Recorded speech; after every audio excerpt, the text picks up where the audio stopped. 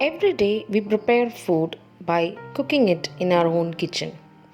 The use of LPG cylinders is widely seen throughout the country now.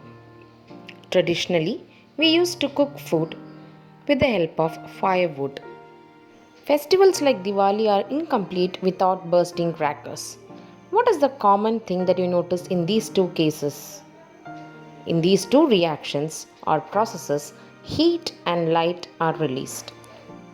Are these processes a chemical change? Recall that chemical changes are changes in which new products with new properties are formed. Welcome to the chapter Combustion and Flame. In this chapter, let's study the chemical process of burning. Let's understand that combustion is a chemical change or a chemical process in which a substance reacts with oxygen to give off heat and light. Burning of wood, coal, burning of LPG, petrol, diesel, CNG, bursting crackers are all examples for combustion. Do you think all the substances will undergo combustion? I've shown you a few substances like wood, kerosene, paper, pebbles, glass, sand, etc. Which among these do you think will catch fire easily? Yes, correct. Substances like wood, paper, and kerosene easily catch fire, while pebbles, glass, sand, etc. do not catch fire even after prolonged heating. Such substances which easily catch fire are known as combustible substances, and the substances that do not catch fire easily are known as non-combustible substances. What are the conditions do you think required for combustion to take place? Of course, if you want fire, you need a substance that will catch fire easily. That means the presence of a combustible substance is one of the conditions for combustion to take place. Combustible substances are also called as fuel. These fuels may be solid, liquid, or gas. The second condition required for combustion is the presence of air. Let's recall the activity that we did in class 6 to show the importance of air in combustion. 2 lit candles are taken and kept on a table. Now, one of the candle is closed with a glass tumbler. Observe what happens. You can see that the flame of the candle slowly gets extinguished. It is because the glass has cut the supply of air which is required for combustion.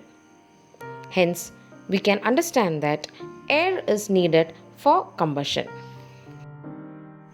The third condition required for combustion is the combustible substance should reach to its ignition temperature. What is ignition temperature? It is the lowest temperature at which a combustible substance starts burning. Different substances have different ignition temperature. Camphor and wood both are combustible substances. But we know that camphor easily catches fire, but wood takes a little bit more time to catch fire. This is because the ignition temperature of camphor is much less than the ignition temperature of wood. So once again, let's recall. For combustion to take place, there should be a combustible substance, presence of air, and ignition temperature. If these three conditions are positive, then we can have a fire or combustion.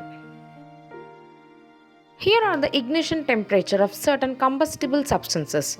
In this, you can see that white phosphorus has less ignition temperature, whereas a piece of paper has more ignition temperature. So, substances like petrol, kerosene, LPG, etc. easily catches fire because they have very low ignition temperature. Such substances are called inflammable substances. We should be very careful when we work with inflammable substances. Dry leaves easily catch fire while wet leaves take more time to catch fire. Why do you think it is so? Dry leaves easily catch fire because there is no moisture content in them. Hence, their ignition temperature is very less. So, a small amount of heat can easily make them burn. But wet leaves or green leaves contain moisture in them. This moisture content increases the ignition temperature of the leaves. Hence, these leaves doesn't catch fire quickly because the initial temperature or initial heat given is just to evaporate the water content. Hope the concept of combustion is clear to you. Subscribe the channel if you like the videos.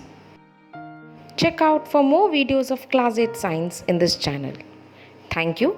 I'll be back with another video of combustion.